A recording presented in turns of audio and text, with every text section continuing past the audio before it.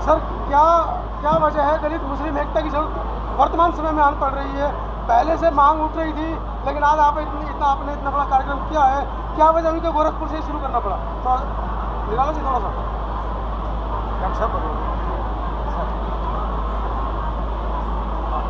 समाज के सभी उपेक्षित वर्ग, विशेषकर दलित और मुसलमान पिछड़ा वर्ग, जो भी समाज सत्ता शासन में नहीं है, उसका अधिकार सुरक्षित नहीं रह गया है। और उन्होंने चूँकि अपने हक अधिकार के लिए पूरे तौर पर घर से निकल कर संघर्ष नहीं किया है, इसलिए उसकी बातें जो सत्ता शासन में हैं लोग उन तक पहुँच नहीं पाया है। इसलिए हम सभी का ये प्रयास है कि हम सभी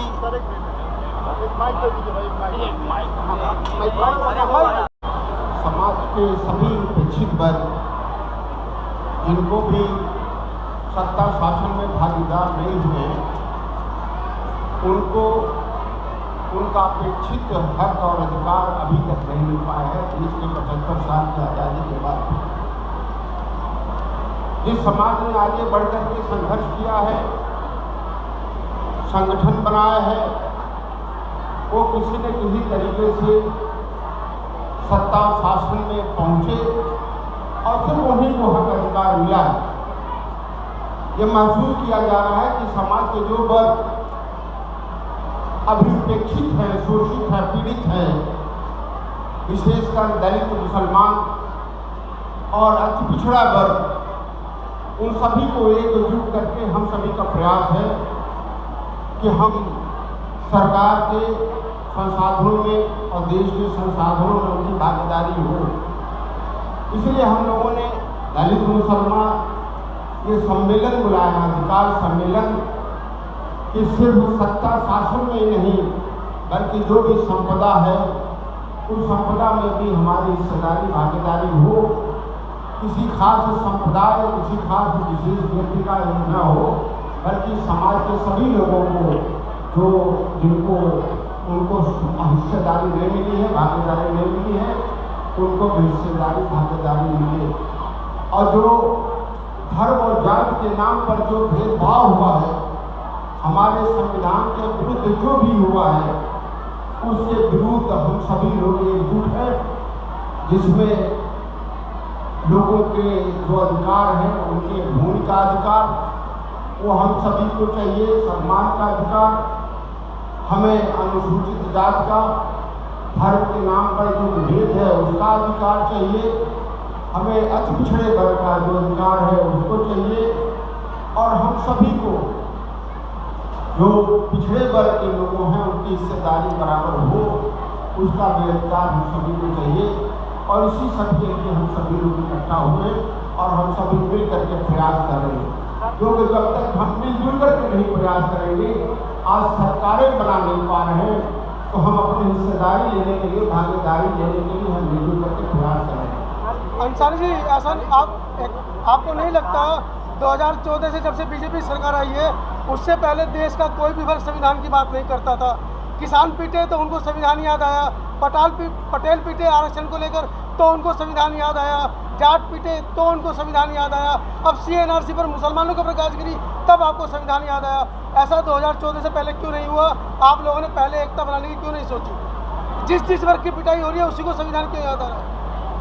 देखिए, संविधान का उल्लंघन तो 10 अगस्त 1950 से हुआ है, जब धर्म के नाम पर आरक्षण, दलित आरक्षण मिला है, धर्म के आधार पर जब बांटा गया है, तभी से ये आवाज़ उठ रही है। और आपकी जानकारी के लिए हमें बता दें कि आवाज़ 50 से चल रही है और सुप्रीम कोर्ट में इसका बात भी चल रहा है, 2007 से आज तक चल रहा है। तो ये बात नहीं है कि संविधान की सुरक्षा के लिए और संविधान का अवहेलना करके जो सरकारें आई हैं उनके विरोध में लोगों ने संघर्ष नहीं किया है। पीस पार्टी 2008 में बनी है और 2008 से लगातार सभी वर्गों के लिए संविधान की सुरक्षा के लिए, क्योंकि संविधान ही एक ऐसा है जो देश के सभी नागरिकों को बराबर का हक और अधिकार देने की सुनिश्चित करता है। और जो सामंतवादी लोग हैं, इस संविधान को हटा करके वो अपनी वाद लाना चाहते हैं ताकि जो गरीब जनता है न मिले। इसलिए संविधान का अधिकार, संविधान का राज तो हमारी बुनियादी हक है और उसे हमें सुरक्षित रखना ये हमारी सबकी जिम्मेदारी है। निराला जी, जब से राजनीतिकरण चल रहा इनका सवाल है। ये सर ये अभी से चलेगा कि भविष्य में कब कहाँ होगा, कब कहाँ होगा? ये कार्यक्रम लगातार आंदोलन चलता रहेगा जब तक अधिकार मुसलमानों को उनका नहीं मिल जाता है। ये आंदोलन अधिकार पूरे क्षेत्र में चलता रहेगा, उत्तर प्रदेश में चलता रहेगा। निराला साहब, आप जिस वर्ग का प्रतिनिधित्व करते हैं, आपको नहीं लगता हर राजनीतिक पार्टी को दलितों का वोट बैंक चाहिए? और गांधी ने तो खुद ये कहा था, गांधी ने, पटेल ने प्रथम गोलमेज सम्मेलन में, द्वितीय गोलमेज सम्मेलन में, कि अगर आप इन लोगों को वोट का अधिकार देते हो तो ऐसी आज़ादी मुझे चाहिए ही नहीं। आज़ादी उनको देना नहीं चाहते, लेकिन वोट उनकी सबको चाहिए। देखिए, देश के अंदर जो शोषित है, जो वंचित है, जो गरीब है, निश्चित तौर पे जो बाबा साहब डॉक्टर अम्बेडकर ने किया, जो त्याग किया, और बाबा साहब जिस तरह से लड़े, तो वो शोषित वंचित हर वर्ग के हैं, उनके लिए भी बाबा साहब ने काम किया है।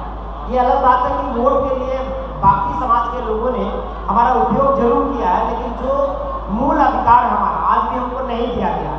जैसे बाबा साहब डॉक्टर अम्बेडकर ने जब संविधान लिखकर सौंपा भी था, तभी बाबा साहब ने कहा था कि किसी भी देश का संविधान चाहे जितना अच्छा लगा दिया जाए, अगर लागू करने वाले लोग अच्छे नहीं रहेंगे तो अच्छा संविधान भी खराब हो जाएगा। वही हमारे भारत के संविधान के साथ हुआ कि बाबा साहब ने दुनिया में सबसे बेहतर संविधान भारत को दिया, लेकिन बहुत सारे अधिकार जो बाबा साहब ने संविधान में दलितों, पिछड़ों, गरीबों, मुस्लिमों को दिया, बहुत सारे अधिकार तो आसानी से मिल गए।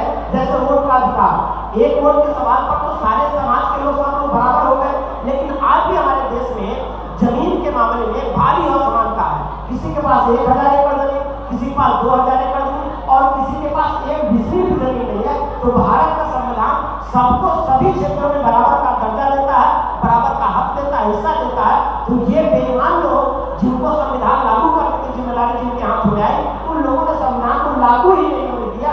इसलिए आज हमको अपने अधिकार की बात करना पड़ रहा है, क्योंकि जमीन का अधिकार नहीं मिला, शिक्षा का अधिकार छीना जा रहा है, चिकित्सा का अधिकार छीना गया, और तमाम ऐसे अधिकार हैं जो आज भी हमें नहीं मिला।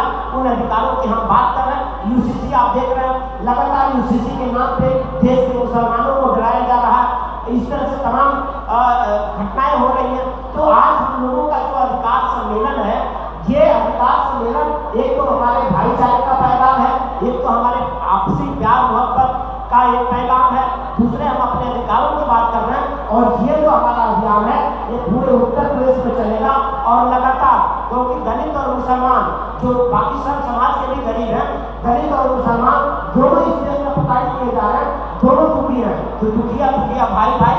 इसलिए ये लड़ाई हम साथ मिलकर के लड़ेंगे और आगे इस लड़ाई को बुलंदी तक पहुंचाएंगे। 2024 की तैयारी, आप दोनों अलग अलग राजनीतिक पार्टी का प्रतिनिधित्व करते हैं। देखिए, लोकतंत्र है, चुनाव में लड़ना ये सबका अधिकार। आज आपको क्या दिख रहा है? जो आपको दिख रहा है ये आगे है, जो आज आपको